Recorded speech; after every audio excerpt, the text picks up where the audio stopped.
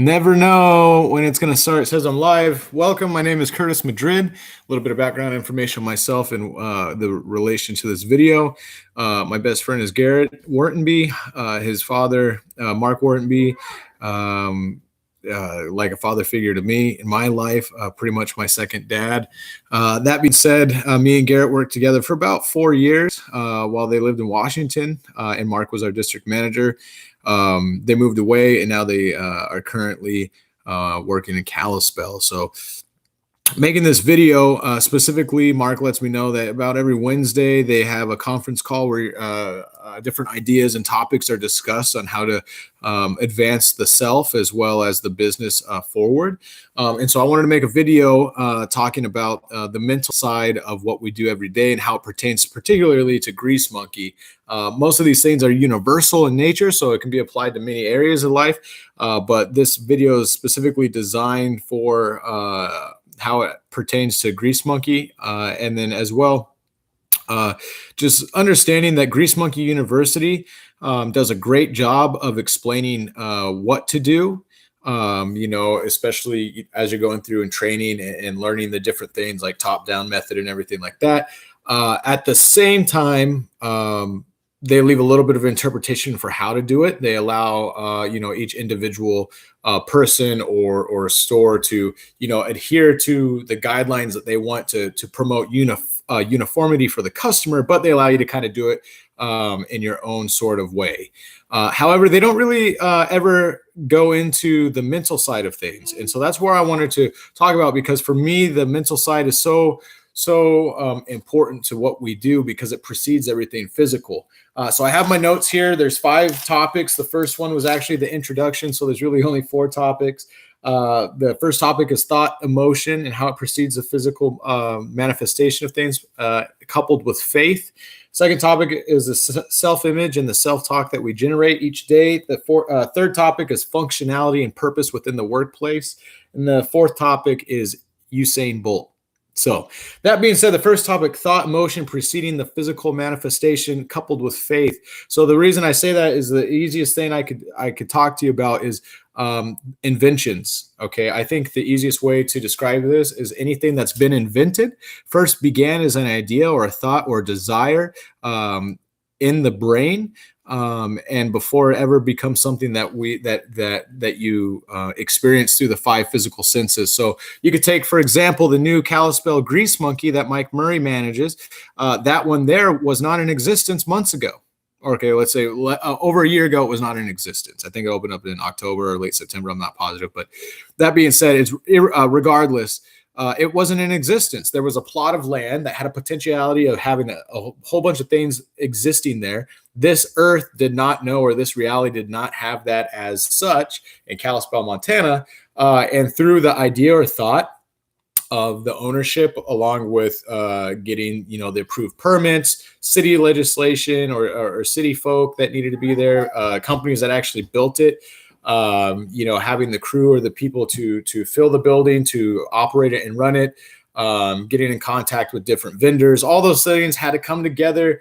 First, though, it started as an idea or thought. Then it was a conglomeration or collaboration of many people with many ideas and thoughts coming together to co-create this building that now exists. And so now it is something that you can experience with the 5 senses. You go there, you can look at it, you can touch the building, go inside the building, whatever it may be. I'm not going to get into depth with that, but it just goes to show that before that building was ever built, it had to first begin as an idea or a desire that, hey, we want to expand this business to another store.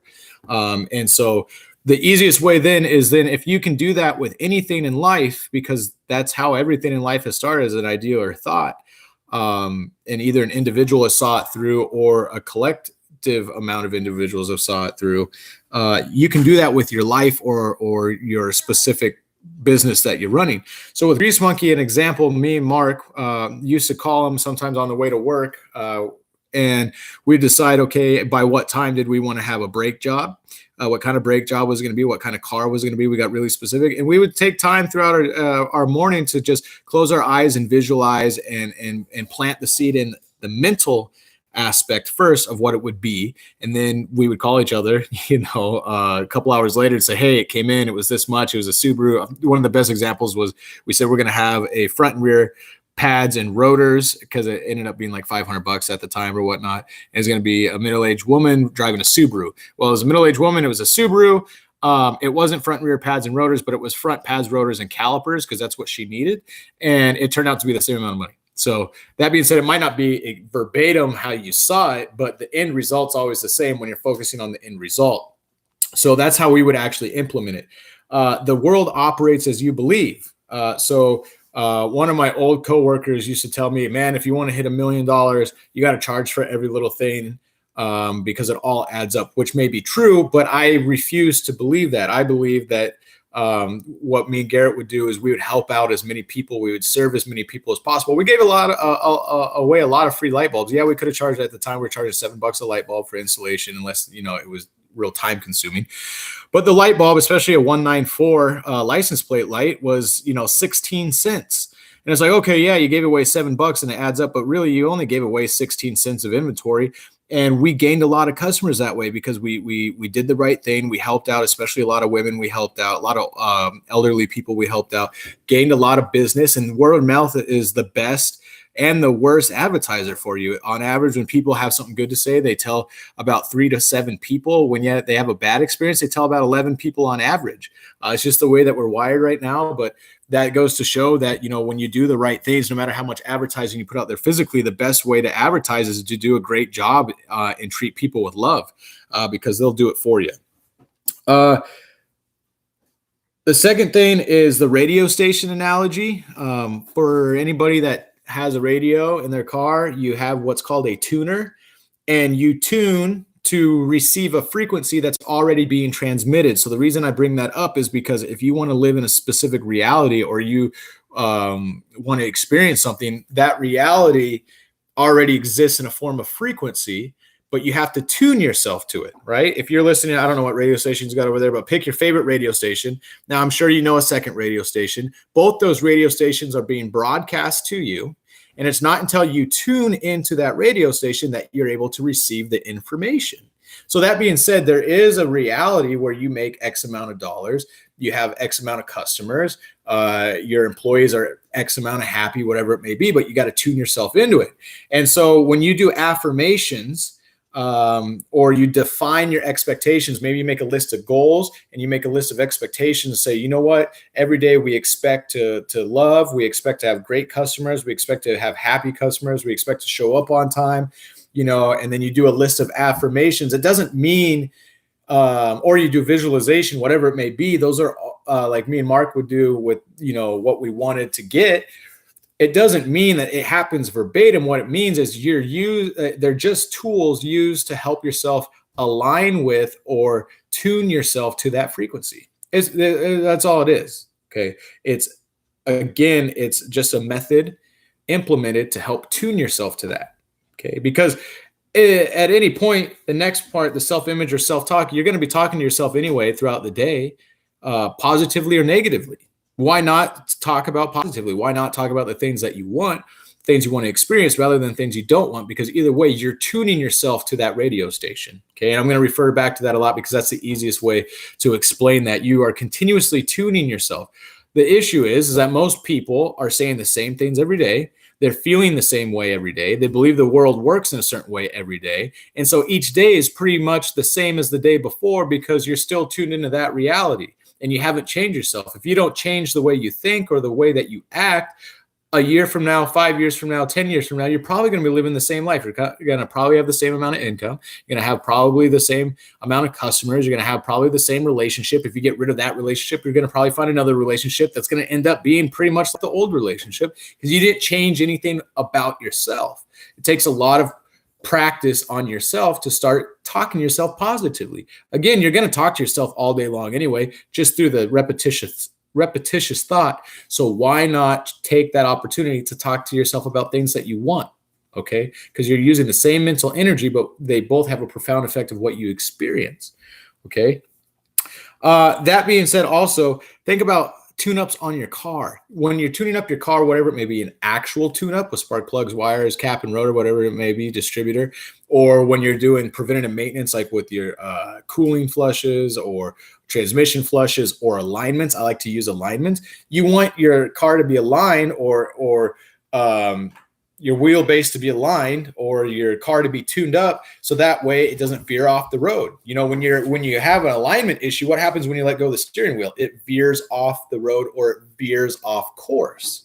So when you're constantly tuning your car to function the way you want it to function, you're constantly keeping your alignment.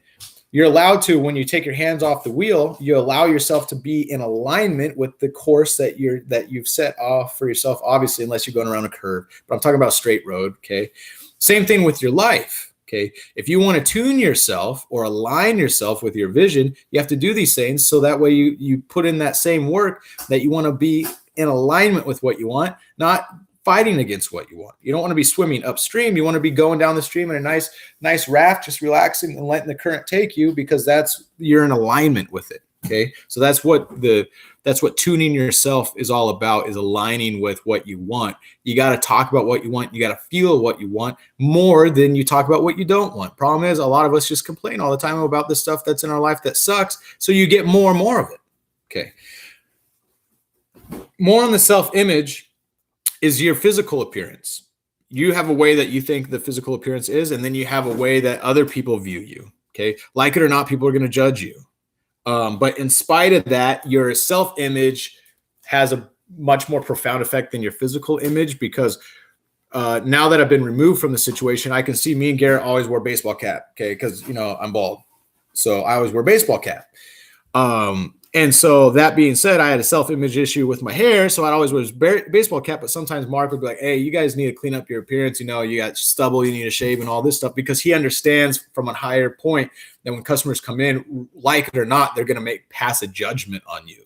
Now, if your self-image is strong enough that you can kind of circumvent that or go above that, that's still powerful, because me and Garrett always 99% of the time wore a baseball cap, and we didn't have our shirts tucked in and whatnot. We still made $1 million, okay, because we had that belief. It was stronger than the other factors. But that being said, you just be aware that your physical appearance is going to have an effect on how people perceive you right off the bat. All right, like it or not, that's just a fact. Beliefs about customers, industry, and yourself.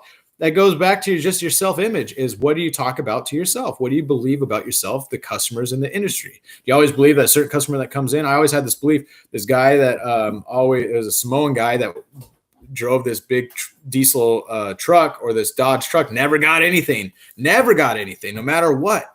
And stuff was way overdue. And I was like, "Oh, dude, don't even worry about recommending that guy. He's not going to buy. Let's just get him in and out."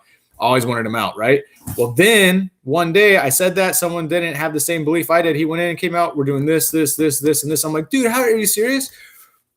And so it just goes to show you that we're wrong about a lot of things. Our brains lie to us all the time. You can make up what you think your industry is about. Okay. Who's to say you can't have happy customers every day? Look at this beautiful girl, by the way. Who's to say you can't have happy customers every day that come in? But what is your belief about them? Do you believe that we're always busy Fridays and Saturdays because those are the busy days? Why can't Tuesdays be busy? Because collectively, we don't believe they're going to be busy, because we have enough evidence to support that they're not going to be busy. And so we believe in that, and that's the frequency we tune ourselves to, that Tuesday, Wednesday, and Thursday are slowest days. But Friday, Saturday, and you guys are off Sundays, and Mondays are pretty busy because you're off Sundays. More people are going to come in on Mondays because they weren't able to see you Sundays. But there was a time where Sundays were really slow. We'd make like $1,100. And then we shifted our mindset. We said, you know what? We set a different expectation for Sundays. Sundays are going to be busy. We're going to make $3,000 a Sunday. We started making $3,000 a Sunday right before Garrett left. Every Sunday we hit $3,000. And it's because we aligned with wanting to make $1 million. See, she knows. She knows this information because it's universal. It has nothing to do with Grease Monkey. It's success principles, and that's why I want to share it. That's why I want to share it with you guys. Okay, it's just about defining what you believe your industry is about, what you believe your impact can be, and then about yourself. And that goes into then identification of abilities for the self-image for each individual person. And it bleeds into functionality / purpose. You have to understand that people are going to serve different roles. Okay. Garrett or Mike might be the managers at the time. So they have different functions. They're going to have to answer emails. They're going to have to do certain paperwork that other people don't know how to do or haven't been trained to do, or they're not responsible for. So sometimes it's like, hey, on a slow time, I need you to clean.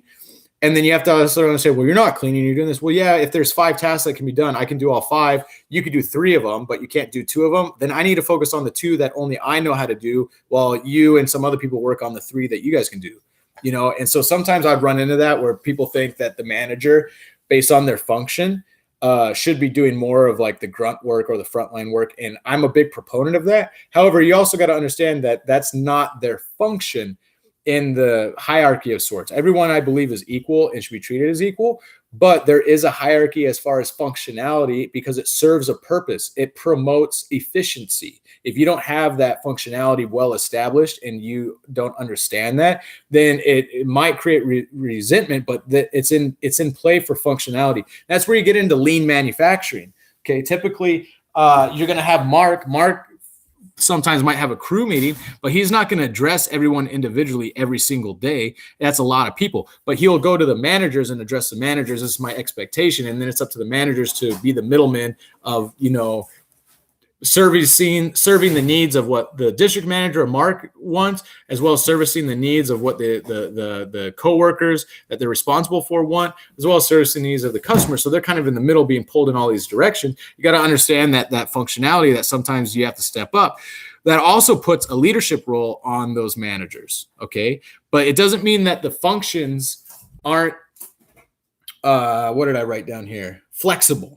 Okay, you might have a flexible role. There might be a day where Garrett or Mike or Mark are in a bad mood. They're not bringing their A game. They're kind of mad about something that might be going on in their life, or maybe they're down. Something happened in their life that makes them feel depressed or whatnot. And they're having a hard time bringing that same level of energy. Sometimes it's going to be on someone else who might not have a primary function of being a leader, stepping up and having a secondary function. Like, okay, my primary function each day is to come here, be at work on time, drain the oil, make sure I do all my double checks correctly. But today I got to step it up a little bit. I got to be more of a leader and kind of help bury that burden or carry that burden, sort of say, so that you can help, because the typical leader is not really all there today. So I need to help step up. So sometimes there's a flexibility role. Sometimes it'll be allowing someone else to do certain things while Garrett takes a step back or Mike takes a step back, because they want to allow you to grow. It just depends. It's also about them identifying what people's self-images are.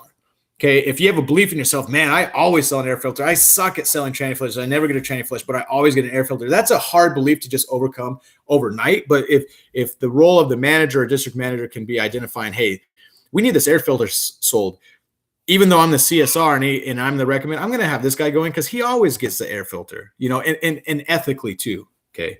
And that's probably the last point I'll talk about, but, identifying and kind of fitting together in interlocking pieces, or like Tetris, that you might have your roles for the day that are defined, but it's always ever changing and you have to adapt to it each and every day that you go in, because there are times where it's like, that guy's in the pit. Let's bring him up for a little bit and let's have him talk to this customer, because this customer, he'll relate better with that customer. Okay. So you got to be flexible as well. The last one, going into lean manufacturing, I'm not going to go into lean manufacturing, but there's a book called The Toyota Culture, The Toyota Way, all about eliminating waste. That's where cross-training comes in, and an open mind that you may not be great at certain things, but being willing to be cross-trained, because on slower days, you're going to have less of a crew, which promotes the necessity for being cross-trained, because now instead of just, I'm on hoods, because aces in their places on Saturdays when you're really busy and you need an efficient flow of things. Now it's 3 people doing the work of 6. So you're going to need a guy to be able to go in, do the customer, the other 2 guided in, the other guy pre-hoods, and then goes down a drain, calls out the pre-hood stuff to the guy that's coming out of the office. I mean, you got to be cross-trained. So you got to be willing to be an openness about it. The last thing was Usain Bolt. Okay. You don't say that humans run, he runs like 27, 28 miles an hour. You don't say human beings run 28 miles per hour. The potentiality of a human being running that fast is there, but on average, you would say a human being runs about 12, 13 miles an hour. Okay. Same thing with Hitler. Okay. Hitler's a bad example to bring up because there's such negative connotation, but the power of the spoken word and the individual to move a nation through speech. Okay. We're not going to go into what he did because I don't know. That's not the point. The point is the power of the individual. Okay, as well as you identifying with that you're choosing to be a regular for a positive reason, and you're choosing to refuse the regular negative reason. Let me explain a little bit about that. So you can have someone say, well, it's normal, oil changes rip people off. That might be the mindset of the regular negative perception, is that oil changes rip people off or rip off women or whatnot, take advantage of women. Doesn't matter. You can choose not to accept that. On the contrary, you can say, well, the average ticket, like the average human being running 12 miles an hour, the average ticket mental perception is going to be about $77, $80, right? Well, I know that you guys are running $110, $116, $120, $130 tickets on average each month for the year. When we ran $1 million, we had like 1,100 cars a month at like a $75, $76 ticket always. But that's what we believe. Auburn always had a really high ticket. Same with Ballard. And it was always, well, if we had Federal Way's car count, we could have hit these numbers too. Well, your mindset wasn't designed for that. You'd make excuses why your car count can go up. Whereas we were always making excuses why, well, yeah, we don't do as much mechanical, so our ticket's not going to be that high. And so vice versa, didn't matter. Both sides had limiting beliefs that gave them the perception and reality that they believed was true. So in that regard, you can choose to be irregularly positive. Just like you chose not to be the norm of a place that rips people off, that you weren't going to do that. You can be the abnormal that runs a high ticket or has an abnormally high car count. But it's normal for you because you put your mindset to that. You tuned yourself collectively to believe that that's possible, and that's what you experience. So thus, consequently, you do experience that. Okay, and then the very last point, the common denominator is love.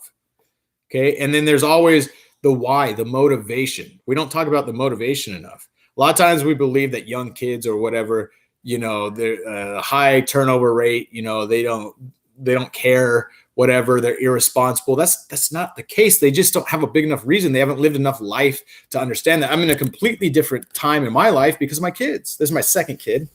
My boy is turning 7 years old. These are my motivations. Okay. 7, 8 years ago, not the same motivation. I still had a work ethic that I think was pretty good, but I mean, I was always doing stuff I shouldn't have been doing and whatnot on the way to work or at work, whatever it may be. But that's because, I was in a different mindset and I didn't have a big enough reason. They say, usually to accomplish your goals or your dreams, you got to have a dream big enough or a nightmare big enough that scares you enough to get you through the times. Because it's really easy to get jacked up. It's really easy to be like really motivated, but it's hard to then go through when that motivation kind of dies down. What's going to get you through the times to continue to be on that path of what you got to do? Because it becomes really easy. It's all little steps that you got to take each day. And they're going to be in alignment with what you want, or they're going to be veering you off course from what you want. If it doesn't align with getting you closer to where you want to be, then you don't do it. Then it's really easy. But really easy things to do, guess what?